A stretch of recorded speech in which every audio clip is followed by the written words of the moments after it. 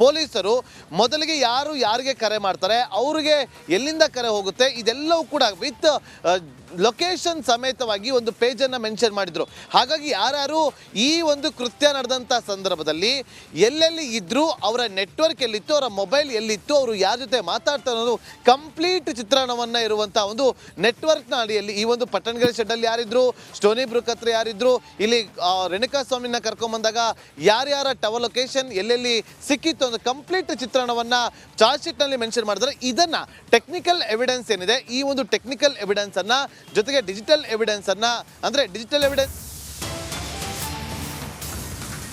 Nagendra Babu just hold. June 8ರಿಂದ 12ರವರೆಗೂ godown ನಲ್ಲಿ ಕೆಲಸ ಮಾಡಿದೆ. ನಂತರ ಅಲ್ಲಿ ಧನರಾಜ್ ಪವನ್ ಇದ್ರು. ಅವರು ದರ್ಶನ್ ಮನೆಯಲ್ಲಿ ಕೆಲಸ ಮಾಡ್ತಾ ಇದ್ರು, ಧನರಾಜ್ ಮತ್ತೆ ಪವನ್. ಅಲ್ಲಿಗೆ ಹೋದಾಗ ನಿಮಗೆ ವಿನಯ ಅಣ್ಣ ಹೇಳಲಿಲ್ವಾ ಅಂದ್ರು. ವಿನಯ್ ಅಣ್ಣ ಹೇಳಲಿಲ್ವಾ ಅಂತ ಹೇಳಿದ್ರು. ನಂತರ ಅಲ್ಲಿ ಧನರಾಜ್ ಮತ್ತೆ ಪವನ್ ಇದ್ರು. ನೋಡಿ SPP ಪ್ರಸನ್ನಕುಮಾರ್ ಅವರು ವಾದ ಹೆಂಗಿತ್ತು ಅಂತ ಹೇಳಿದ್ರೆ, ಒಂದೊಂದು ಹಂತದಲ್ಲೂ ಕೂಡ ಏನೇನಾಯ್ತು ಇದು ಸೃಷ್ಟಿ ಮಾಡಿರೋದಲ್ಲ, ಇದು ಆಗಿರೋದು ಇದು ಅನ್ನೋದನ್ನು ಹೇಳ್ತಾ ಇದ್ದಾರೆ. ಜೂನ್ 8ರಿಂದ 12ರವರೆಗೆ ನಾನು ಕೆಲಸ ಮಾಡ್ತಾ ಇದ್ದೆ, ಯಾವ್ಯಾವ ಆರೋಪಿಗಳು ಏನು ಎತ್ತ ಅನ್ನೋದ್ರ ಬಗ್ಗೆ ಈಗ SPP ಪ್ರಸನ್ನಕುಮಾರ್ ಅವರು ಬಹಳ ಕ್ಲಿಯರ್ ಆಗಿ ವಾದವನ್ನು ಮಂಡಿಸ್ತಾ ಇದ್ದಾರೆ. ಅವರು ಒಂದೊಂದು ಪಾಯಿಂಟ್ ಇದೆಯಲ್ಲ, ಅದು ಪ್ರತಿಯೊಂದು ಹಂತದಲ್ಲೂ ಕೂಡ ಏನಾಗಿದೆ ಈ ಪ್ರಕರಣದಲ್ಲಿ ಅನ್ನೋದನ್ನು ಸಾರಿ ಹೇಳೋ ಥರ ಇದೆ.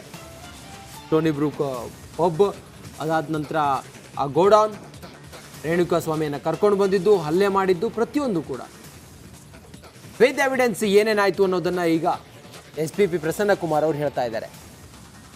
TV ನಾಗೇಶ್ ಅವರು ಹೇಳ್ತಾ ಇದ್ರು, ಇದು ಪ್ಲ್ಯಾಂಟ್, ಇದು ದರ್ಶನನ್ನು ಸಿಲುಕಿಸಬೇಕು ಅಂಥೇಳಿ ಮಾಡಿದ್ರು ಪೊಲೀಸರು ಅಂಥೇಳಿ ಎಲ್ಲ ಮಾಡಿದಂಥ ವಾದಕ್ಕೆ ಈಗ ಕೌಂಟರ್ ಕೊಡ್ತಾ ಇದ್ದಾರೆ SPP ಪ್ರಸನ್ನಕುಮಾರ್ ಅವರು. ಆ ಮೂಲಕ ಸ್ಟ್ರಾಂಗ್ ಆಗಿ ವಾದವನ್ನು ಮಾಡ್ತಾ ಇದ್ದಾರೆ SPP ಪ್ರಸನ್ನಕುಮಾರ್ ಅವರು. ದರ್ಶನ್ನೇ ಇದರಲ್ಲಿ ಭಾಗಿಯಾಗಿದ್ದಾರೆ, ನೇರವಾಗಿ ಭಾಗಿಯಾಗಿದ್ದಾರೆ ಅನ್ನೋದಕ್ಕೆ ಪೂರಕವಾದಂಥ ಸಾಕ್ಷಿಗಳಿದ್ದಾವೆ ಅನ್ನೋದನ್ನು ಪ್ರಸನ್ನಕುಮಾರ್ ಅವರು ವಾದದಲ್ಲಿ ತಿಳಿಸ್ತಾ ಇದ್ದಾರೆ. ಆ ಮೂಲಕ ಕೌಂಟರ್ ಕೊಡ್ತಾ ಇದ್ದಾರೆ.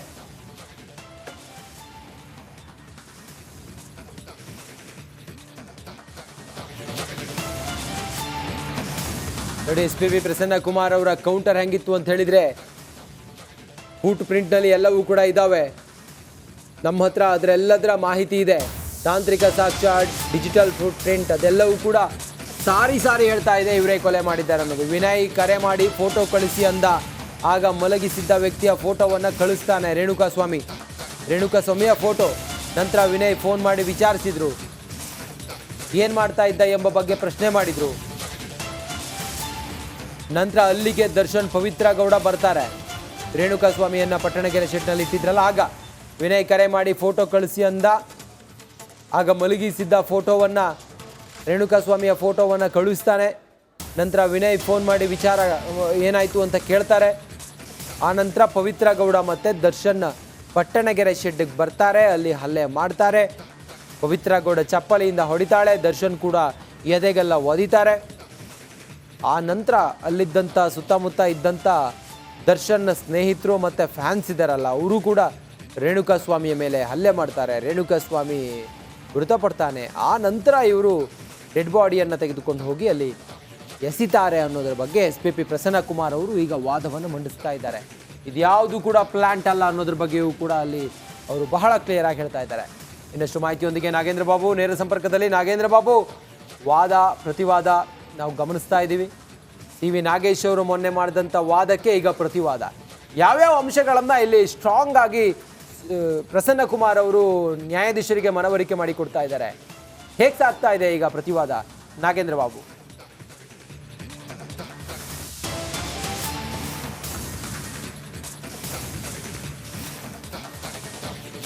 ಜಸ್ಟ್ ಹೋಲ್ಡ್ ನಾಗೇಂದ್ರ ಬಾಬು, ಮಾತಾಡ್ಸೋಣ ನಾಗೇಂದ್ರ ಬಾಬುವನ್ನ. ಅದ್ರ ನಡುವೆ ನೋಡಿ, ರೇಣುಕಾ ಸ್ವಾಮಿಯ ಎದೆಗೆ ದರ್ಶನ್ ಒದ್ದಿದ್ದ ಪವಿತ್ರ ಗೌಡ ಚಪ್ಪಲಿಯಿಂದ ಹೊಡಿತಾರೆ ರೇಣುಕಾ ಸ್ವಾಮಿಗೆ. ಈ ವೇಳೆ ರೇಣುಕಾ ಸ್ವಾಮಿ ಕೆಳಗೆ ಬಿದ್ದಿರ್ತಾನೆ. ನಂತರ ಅಲ್ಲಿಗೆ ದರ್ಶನ್ ಮತ್ತೆ ಪವಿತ್ರ ಗೌಡ ಬರ್ತಾರೆ. ನೋಡಿ, ಪವಿತ್ರ ಮತ್ತೆ ದರ್ಶನ್ ಬಂದು ದರ್ಶನ್ ಎದೆಗೆ ಒದಿತಾನೆ. ಆನಂತರ ಪವಿತ್ರ ಗೌಡ ಚಪ್ಪಲಿಯಿಂದ ಹೊಡಿತಾಳೆ. ಆ ನಂತರ ಕೆಳಗೆ ಬೀಳ್ತಾನೆ. ಕೆಳಗೆ ಬಿದ್ದಾದ ನಂತರ ಸುತ್ತಮುತ್ತ ಇದ್ದವರೆಲ್ಲರೂ ಕೂಡ ಹೊಡಿತಾರೆ.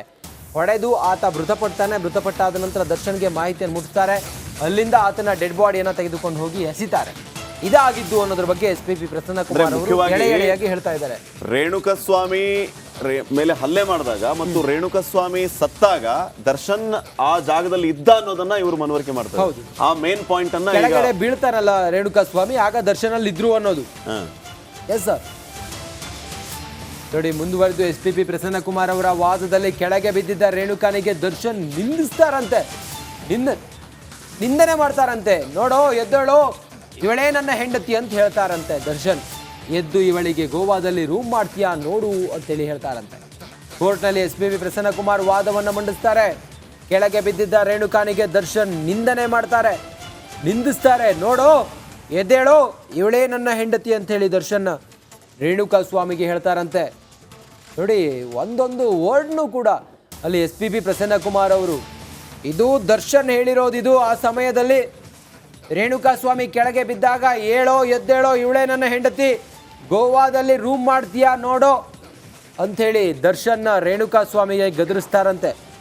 ರೇಣುಕಾ ಸ್ವಾಮಿಗೆ ಹಲ್ಲೆ ಮಾಡಿದ್ದಲ್ಲದೆ ಆತ ಕೆಳಗಡೆ ಬೀಳ್ತಾನಲ್ಲ, ಆಗ ಬೆದರಿಸ್ತಾರೆ, ಹೆದರಿಸ್ತಾರೆ. ರೇಣುಕಾ ಸ್ವಾಮಿಗೆ ಹೊಡೆಯೋದು ಬಡಿಯೋದು ಎಲ್ಲ ಮಾಡ್ತಾರೆ ಅನ್ನೋದ್ರ ಬಗ್ಗೆ ಪ್ರಸನ್ನ ಕುಮಾರ್ ಅವರು ಈಗ ಎಳೆಯಾಗಿ ಆ ಸೀಕ್ವೆನ್ಸ್ ಹೇಗಿತ್ತು ಅನ್ನೋದನ್ನು ನ್ಯಾಯಾಧೀಶರ ಮುಂದೆ ತೆರೆದಿಡ್ತಾ ಇದ್ದಾರೆ. ಇದ್ಯಾವುದೇ ಪ್ಲಾಂಟ್ ಅಲ್ಲ, ಇದ್ಯಾವುದೇ ಪೂರ್ವ ನಿಯೋಜಿತವಾಗಿ ದರ್ಶನ್ನನ್ನು ಸಿಲುಕಿಸಬೇಕು ಅನ್ನೋ ಉದ್ದೇಶದಿಂದ ಮಾಡಿರೋದಲ್ಲ. ಇದು ದರ್ಶನ್ ಆ ಸಮಯದಲ್ಲಿ ಏನು ಮಾಡಿದ್ರು, ಯಾರಿಗೆ ಹೊಡೆದ್ರು, ಎಲ್ಲಿಂದ ಬಂದರು, ಪವಿತ್ರ ಗೌಡ ಯಾವಾಗ ಬಂದರು, ಪವಿತ್ರ ಗೌಡ ಏನು ಮಾಡಿದ್ರು, ರೇಣುಕಾ ಸ್ವಾಮಿ ಕೆಳಗಡೆ ಬಿದ್ದಾಗ ಏನಾಯಿತು, ಅದೆಲ್ಲವನ್ನು ಕೂಡ ಎಳೆಯಾಗಿ SP ಪ್ರಸನ್ನ ಕುಮಾರ್ ಅವರು ನ್ಯಾಯಾಧೀಶರ ಮುಂದೆ ವಿವರಿಸ್ತಾ ಇದ್ದಾರೆ. TV ನಾಗೇಶ್ ಅವರು ಹೇಳಿದಂಥ ಪ್ರತಿಯೊಂದು ಮಾತಿಗೂ ಕೂಡ SP ಪ್ರಸನ್ನ ಕುಮಾರ್ ಅವರು ನೋಡಿ ಹಾಗಲ್ಲ ಹೀಗೆ ದರ್ಶನ್ ಹೇಗೆ ಭಾಗಿಯಾಗಿದ್ರು, ಅವ್ರ ಪಾತ್ರ ಏನು ಅನ್ನೋದ್ರ ಬಗ್ಗೆ ಕರೆಕ್ಟ್ ಪ್ರಸನ್ನ ಕುಮಾರ್ ಪ್ರತಿಯೊಂದು ವಿಚಾರಗಳನ್ನ ಪ್ರಸ್ತಾಪ ಮಾಡ್ತಾ ಇದ್ದಾರೆ. ಅಂದ್ರೆ ಅವರು ಯಾವಾಗ ಇಲ್ಲಿ ಇನ್ನೊಂದು ವಿಚಾರ ಏನಂತಂದ್ರೆ ರಂಜಿತ್, ಶೆಡ್ ಅಲ್ಲಿ ಏನ್ ನಡೀತಾ ಇದೆ ಅನ್ನೋದ್ರ ಬಗ್ಗೆ 4 ರಿಂದ 6 ಜನ ಆರೋಪಿಗಳು ನಿರಂತರವಾಗಿ ವಿನಯ್ಗೆ ಫೋಟೋಗಳ ಮೂಲಕ ಅಪ್ಡೇಟ್ ಮಾಡ್ತಾನೆ ಇರ್ತಾರೆ. ಈಗೇನಾಯ್ತು, ಅಣ್ಣ ಹಿಂಗಾಯ್ತು ಅಂತ ಇವರು with photo with call message ಮಾಡ್ತಾನೆ ಇರ್ತಾರೆ. ಕಡೆಗೆ ಅವ್ನು ಮಲಗಿದ್ದು ಒಂದು ಫೋಟೋನ ಕಳಿಸಿ ವಿನಯ್ಗೆ ಫೋನ್ ಮಾಡಿ ಹೇಳಿದಾಗ ವಿನಯ್ ದರ್ಶನ್ಗೆ ತಿಳಿಸೋದು, ದರ್ಶನ್ ಪವಿತ್ರ ಗೌಡನ ಪ್ರದೋಷ್ ಮತ್ತು ವಿನಯ್ ಎಲ್ಲರೂ ಒಂದೇ ಕಾರಲ್ಲಿ ಬರೋದು. ಅದು ಚಾರ್ಜ್ ಶೀಟ್ ಅಲ್ಲೂ ಉಲ್ಲೇಖ. ಕರೆಕ್ಟ್. ರೇಣುಕಾ ಸ್ವಾಮಿಗೆ ಬಟ್ಟೆ ಬಿಚ್ಚಿ ಏನು ಫೋಟೋ ಕಳಿಸಿದ್ದೆ, ರೇಣುಕಾ ಸ್ವಾಮಿಗೆ ಪ್ರಶ್ನೆ ಕೇಳ್ತಾರೆ ನೋಡಿ ದರ್ಶನ್ ಹಿಂಗಂತೇಳಿ ಪ್ರಶ್ನೆ ಮಾಡ್ತಾ ಹೊಡಿತಾರಂತೆ. ನಂತರ ವಿನಯ್ ರೇಣುಕಾ ಸ್ವಾಮಿಗೆ ಊಟ ಕೊಡಿಸಲು ಹೇಳ್ತಾನೆ. ರೇಣುಕಾ ಸ್ವಾಮಿ ಎದೆಗೆ ದರ್ಶನ್ ತುಳಿತಾರೆ. ಆಗ ಎಷ್ಟು ಅಮಾನುಷವಾಗಿ ನಡ್ಕೊಂಡಿದ್ರು ದರ್ಶನ್. ರೇಣುಕಾ ಸ್ವಾಮಿಗೆ ಬಟ್ಟೆ ಬಿಚ್ಚಿ ಏನು ಫೋಟೋ ಕಳಿಸಿದ್ದೆ ಹೇಳೋ ಅಂತೇಳಿ ದರ್ಶನ್ ಆವಾಜ್ ಹಾಕ್ತಾರಂತೆ. ಪವಿತ್ರ ಗೌಡಗೆ ಫೋಟೋ ಕಳಿಸಿದ್ಯಲ್ಲ ನೀನು, ಏನು ಫೋಟೋ ಕಳಿಸಿದ್ದೆ ಈಗ ಹೇಳು ಅಂತೇಳಿ ಪ್ರಶ್ನೆ ಮಾಡ್ತಾರಂತೆ, ಗದರಿಸ್ತಾರಂತೆ. ಅದೆಲ್ಲವನ್ನು ಕೂಡ SP ಪ್ರಸನ್ನ ಕುಮಾರ್ ಅವರು ಇಲ್ಲಿ ಉಲ್ಲೇಖ ಮಾಡ್ತಾ ಇದ್ದಾರೆ. ದರ್ಶನ್ ವಾಪಸ್ ಹೋಗುವಾಗ ಫೋಟೋವನ್ನ ತೆಗೆಸ್ಕೊಳ್ತಾರೆ. ದರ್ಶನ್ ವಾಪಸ್ ಹೋಗುವಾಗ ಕೆಲವರ ಜೊತೆ ದರ್ಶನ್ ಫೋಟೋವನ್ನ ತೆಗೆಸ್ಕೊಳ್ತಾರೆ. ಹೌದು, ಬಂದಿರೋರು ಫ್ಯಾನ್ಸ್ ಅಲ್ವಾ ಚಿತ್ರದುರ್ಗದಿಂದ, ಹಾಗಾಗಿ ಅದನ್ನ ಚಾರ್ಜ್ ಶೀಟ್ ನಲ್ಲಿಯೂ ಕೂಡ ಉಲ್ಲೇಖ ಮಾಡಿದ್ದಾರೆ. ಈ ಹಲ್ಲೆ ಎಲ್ಲ ಆದ್ಮೇಲೆ ದರ್ಶನ್ ಅಲ್ಲಿಂದ ಹೋಗುವಂತಹ ಸಂದರ್ಭದಲ್ಲಿ ದರ್ಶನ್ ಜೊತೆಗೆ ಇವರೆಲ್ಲ ಬಂದಿರ್ತಾರಲ್ಲ, ಚಿತ್ರದುರ್ಗದ ದರ್ಶನ್ ಜಿಲ್ಲಾ ಅಧ್ಯಕ್ಷ ರಾಘು ಇತ್ಯಾದಿ ಅವರೆಲ್ಲ ಇವನು ದರ್ಶನ್ ಜೊತೆ ಫೋಟೋ ತಗೋತಾರೆ. ಫೋಟೋ ತೆಗೆದುಕೊಂಡು ಒಂದು ಫೋಟೋ ನಿಮ್ ಜೊತೆ ಅಂತ ಸಂದರ್ಭದಲ್ಲೂ ದರ್ಶನ್ ಜೊತೆಗೆ ಒಂದು ಸೆಲ್ಫಿ ತಗೊಂಡಿದ್ದಾರೆ ಇವರೆಲ್ಲ. ಕೆಲವ್ರ ಜೊತೆ ದರ್ಶನ್ ಪೋಸ್ ಕೂಡ ಕೊಟ್ಟಿದ್ದಾರೆ. ಸೊ ಇಲ್ಲಿ ಇವು ಎಲ್ಲ ವಿಚಾರಗಳನ್ನ ಅವ್ರು ಯಾಕೆ ವಿದೌಟ್ ಫೇಲ್ ಪ್ರಸ್ತಾಪ ಮಾಡ್ತಾ ಇದ್ದಾರೆ ಅಂತಂದ್ರೆ ಇವರ ಪಾತ್ರ ಏನಿತ್ತು ಅಂತ. ಈ ರೇಣುಕಾ ಸ್ವಾಮಿ ಹಲ್ಲೆ ತದನಂತರ ಹತ್ಯೆ ಪ್ರಕರಣದಲ್ಲಿ ದರ್ಶನ್, ಪವಿತ್ರ ಗೌಡ, ವಿನಯ್, ಪವನ್, ಕಾರ್ತಿಕ್ ಅಲಿಯಾಸ್ ಕಪ್ಪೆ, ಪ್ರದೋಷ್, ನವೀನ್ ಇವರೆಲ್ಲರ ಪಾತ್ರ ಡೇ ಫಸ್ಟ್ ಇಂದ ಡೇ ಲಾಸ್ಟ್ ವರೆಗೂ ಯಾವ ರೀತಿ ಇತ್ತು ಅನ್ನೋದ್ರ ಬಗ್ಗೆ ವಿತ್ ಪ್ರೂಫ್ ಅವರು ಸಾಬೀತು ಮಾಡ್ತಾ ಇದ್ದಾರೆ. ಪ್ರತಿ ಕೌಂಟರ್ ಅಲ್ಲಿ ಎಲ್ಲಾ ವಿಚಾರಗಳನ್ನ ಪ್ರಸ್ತಾಪ ಮಾಡ್ತಾ ಇದ್ದಾರೆ. ಪೂರ್ವ ನಿಯೋಜಿತ ಕೃತ್ಯ ಆಗಿತ್ತು. ಯಾವಾಗ ಚಿತ್ರದುರ್ಗದ ರೇಣುಕಾ ಸ್ವಾಮಿಗೆ ಇವರು ಕರೆ ಮಾಡಿ ಈತನೇ ರೇಣುಕಾ ಸ್ವಾಮಿ ಅಂತ ಕನ್ಫರ್ಮ್ ಮಾಡಿಕೊಂಡು ಆತನನ್ನ ಚಿತ್ರದುರ್ಗದಿಂದ ಕಿಡ್ನಾಪ್ ಮಾಡಿಕೊಂಡು ಪಟ್ಟಣಗೆರೆ ಶೆಡ್ ಇಂದ ಕರ್ಕೊಂಡು ಬಂದು ಪಟ್ಟಣಗೆರೆ ಶೆಡ್ ಅಲ್ಲಿ ಹಲ್ಲೆ ಮಾಡಿ ನಂತರ ದರ್ಶನ್ ಪವಿತ್ರ ಗೌಡನ ಅಲ್ಲಿ ಕರೆಸಿ ದರ್ಶನ್ ಎದೆಗೆ ಒದ್ದಿದ್ದು, ಪವಿತ್ರ ಗೌಡ ಚಪ್ಪಲಿಯಿಂದ ಹೊಡೆದಿದ್ದು, ಇದೆಲ್ಲವೂ ಕೂಡ ವಿತ್ ಪ್ರೂಫ್ ಅಂತ ಹೇಳ್ತಿದ್ದಾರೆ. ನಂತರ ಹೊರಗಡೆ ಮಾತಾಡ್ತಾ ಇರ್ತಾರೆ ಚಿತ್ರದುರ್ಗದ ಹುಡುಗ ನೀರು ಕುಡಿತಲ್ಲ ಅಂತಾರೆ. ಆಗ ನನಗೆ ಭಯವಾಗಿ ಹೊರಟು ಹೋಗ್ತೇನೆ ನಾನು. ಅಲ್ಲದೆ ನನಗೆ ಪವಿತ್ರ ದರ್ಶನ್ ಬಂದಿದ್ದು ಹೇಳಬೇಡ ಅಂತಾರೆ. ಯಾರಿಗೂ ಹೇಳದಂತೆ ನನಗೆ ಸೂಚಿಸುತ್ತಾರೆ. ಯಾರಿಗೆ ಹೇಳೋದಿದು? ಕೊಲೆಯಾದ ವಿಚಾರ ಮಾರನೇ ದಿನ ಟಿವಿಯಲ್ಲಿ ತಿಳಿಯಿತು. ಭದ್ರತಾ ಸಿಬ್ಬಂದಿಯ ಸಂಪೂರ್ಣ ಹೇಳಿಕೆಯನ್ನ SPP ಓದ್ತಾರೆ. ಅಲ್ಲಿದ್ದಂಥ ಸೆಕ್ಯೂರಿಟಿ ಇರ್ತಾನಲ್ಲ, ಆತ ಏನೇನು ಹೇಳಿದ್ದ, ಆತನ 164 ಸ್ಟೇಟ್ಮೆಂಟಲ್ಲಿ ಆತ ಮಾತಾಡಿದ್ದೇನು ಅನ್ನೋದನ್ನ SPP ಪ್ರಸನ್ನ ಕುಮಾರ್ ಅವರು ಈಗ ಹೇಳ್ತಾರೆ. ನೋಡಿ, ಏನು ನೋಡಿದೆ ನೀನು, ಏನಾಯ್ತು ಇಲ್ಲಿ, ಇದನ್ನ ಯಾರಿಗೂ ಹೇಳಬೇಡ ಅಂತೇಳಿ ಹೇಳ್ತಾರೆ. ದರ್ಶನೇ ಹೇಳೋದಿದು, ಹೊಡೆದಿದ್ದು ಬಂದಿದ್ದು ಹೋಗಿದ್ದು ಯಾವುದೂ ಹೇಳಬೇಡ ಅಂತೇಳಿ ಹೇಳ್ತಾರೆ ಅನ್ನೋದನ್ನ SPP ಪ್ರಸನ್ನ ಕುಮಾರ್ ಅವರು ಆ 164 ಸ್ಟೇಟ್ಮೆಂಟ್ ಸೆಕ್ಯೂರಿಟಿ ಕೊಟ್ಟಿದ್ದಾನಲ್ಲ ಅದರ ಬಗ್ಗೆ ಪ್ರಸ್ತಾಪ ಮಾಡ್ತಾರೆ. ಇನ್ನಷ್ಟು ಮಾಹಿತಿಯೊಂದಿಗೆ ನಾಗೇಂದ್ರ ಬಾಬು ಅಗೈನ್ ಲೈವ್ನಲ್ಲಿದ್ದಾರೆ. ನಾಗೇಂದ್ರ ಬಾಬು, ಇಲ್ಲಿ SPP ಪ್ರಸನ್ನ ಕುಮಾರ್ ಅವರು ಒಂದು ಅಂಶವನ್ನು ಕೂಡ ಬಿಡದೆ ಎಲ್ಲವನ್ನ ಉಲ್ಲೇಖ ಮಾಡ್ತಾ ಇದ್ದಾರೆ. ಅವ್ರ ಉದ್ದೇಶ ಏನು? ಈಗ ದರ್ಶನ್ ಅಲ್ಲಿ ಇದ್ರೂ ಅದು ಪ್ಲಾಂಟ್ ಅಲ್ಲ, ದರ್ಶನ್ನೇ ಇನ್ವಾಲ್ವ್ ಆಗಿದ್ದಾರೆ, ಉದ್ದೇಶಪೂರ್ವಕವಾಗಿ ಕೊಲೆ ಮಾಡಿರೋದು, ಇದೆಲ್ಲವನ್ನು ಸಾಬೀತು ಮಾಡೋದಾ? ಏನು ಹೇಳೋದಕ್ಕೆ ಹೊರಟಿದ್ದಾರೆ SPP ಪ್ರಸನ್ನ ಕುಮಾರ್? ನಾಗೇಂದ್ರ ಬಾಬು,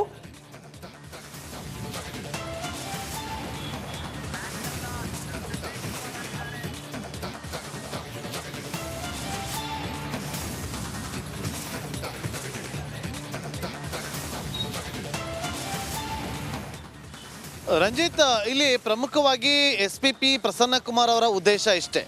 17 ಜನ ಆರೋಪಿಗಳಲ್ಲಿ ರೇಣುಕಾಸ್ವಾಮಿ ಕೊಲೆ ಪ್ರಕರಣದಲ್ಲಿ ಯಾರದ್ದು ಯಾವ ಪಾತ್ರ, ಯಾರು ಯಾವ ಸಂದರ್ಭದಲ್ಲಿ ಎಲ್ಲಿದ್ರು ಅಂತೇಳಿ ಸ್ಪಷ್ಟವಾಗಿ ನ್ಯಾಯಾಧೀಶರಿಗೆ ಮನದಟ್ಟು ಮಾಡಿಕೊಡೋದು. ಇಲ್ಲಿ CV ನಾಗೇಶ್ ಅವರು ಹೇಳಿರುವಂತೆ ಇಲ್ಲಿ ಎಲ್ಲವೂ ಕೂಡ ಪ್ಲಾಂಟೆಡ್, ಎಲ್ಲವೂ ಕೂಡ ಸುಳ್ಳು, ಎಲ್ಲವೂ ಕೂಡ ಸೃಷ್ಟಿ ಎನ್ನುವ ವಿಚಾರವನ್ನು ಪ್ರಸ್ತಾಪ ಮಾಡಿದ್ರು. ಅಷ್ಟೇ ಅಲ್ಲದೆ ಪೊಲೀಸರ ಕಾಲೆಳೆಯುವಂಥ ಕೆಲಸವನ್ನು ಕೂಡ ಮಾಡಿದ್ರು. ಆದರೆ ಇಲ್ಲಿ ಪ್ರಸನ್ನ ಕುಮಾರ್ ಅವರು ತನಿಖೆ ಸೂಕ್ತ ರೀತಿಯಲ್ಲಿ ಆಗಿದೆ, ತನಿಖೆಯಲ್ಲಿ ಯಾವುದೇ ರೀತಿಯಾದಂಥ ಲೋಪದೋಷಗಳು ಆಗಿಲ್ಲ.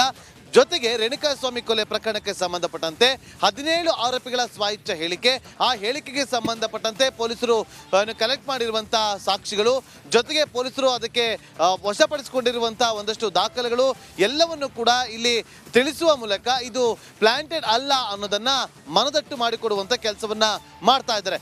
ರಂಜಿತ್, ನೋಡಿ, ಇಲ್ಲಿ ಒಂದು ಅಂಶವನ್ನ ಗಮನಿಸಬೇಕು. ಇಲ್ಲಿ ನೋಡಿ, ದರ್ಶನ್ ಅವರ ಪಾತ್ರ ಏನು ಅನ್ನೋದನ್ನ CV ನಾಗೇಶ್ ಅವರು ತಿಳಿಸ್ತಾ, ಇಲ್ಲಿ ಯಾವುದೇ ರೀತಿಯಂಥ ಪಾತ್ರ ಇರಲಿಲ್ಲ. ದರ್ಶನ್ ರೇಣುಕಾಸ್ವಾಮಿ ಕೊಲೆಯಾದ ಸಂದರ್ಭದಲ್ಲಿ ಅಲ್ಲಿ ಇರಲಿಲ್ಲ ಅನ್ನೋದನ್ನ ಸ್ಪಷ್ಟವಾಗಿ ತಿಳಿಸಿದ್ರು. ಆದರೆ ಇಲ್ಲಿ ಒಂದು ವಿಚಾರವನ್ನ ಇಂಪಾರ್ಟೆಂಟ್ ಆಗಿ ಗಮನಿಸಬೇಕಾಗಿರುವಂಥದ್ದು, ನೋಡಿ, ಎದೆಯ ಭಾಗಕ್ಕೆ ದರ್ಶನ್ ಒದ್ರು ಅನ್ನೋದು ಒಂದು ಪಾಯಿಂಟ್. ಮತ್ತೊಂದು ಕಡೆ ಹೊರಗಡೆ ಬಂದು ಒಬ್ಬರಿಗೆ ಸೆಲ್ಫಿ ಕೇಳ್ತಾರೆ. ಆ ಸೆಲ್ಫಿ ಕೇಳಿದಂಥವ್ರು ಯಾರು? ಚಿತ್ರದುರ್ಗದಿಂದ